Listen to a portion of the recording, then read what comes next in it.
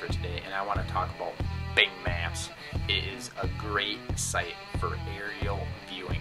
The definition on this site is quite a bit better than, say, Google Earth. You can pick out the definition of, say, a larger white pine or your oak trees in the fall. So if you're an avid whitetail hunter or just a hunter in general, this is really great for viewing whatever land you're looking at. You can get a real good idea of what trees are in the area and maybe where bucks are bedding, if it's a real thick cluster versus more mature hardwoods. So let me take you over to the computer here and show you how to use this Bing Maps.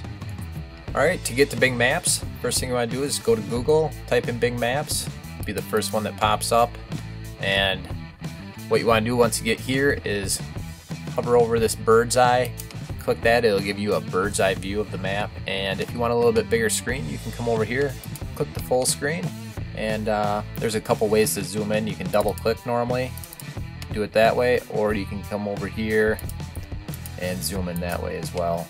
And we're going to zoom in on the same area we've been doing most of these videos, over in the Augusta area, right over here by Lake Eau Claire, and right around this island you can see once you start zooming in, the definition pops up just that much more clear. Over here we got a pine tree plantation. You can see, we're going to zoom in a couple more times. You can start seeing the deer trails cutting across here, and you can actually see what kind of trees are on this island. You see mostly it's all pine trees.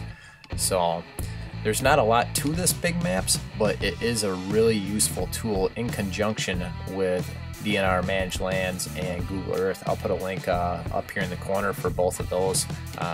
You guys can watch those videos and get some really helpful information to help you put some more venison in your freezer or put that next trophy buck on the wall.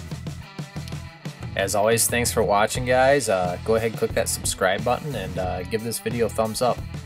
We'll see you in the next video.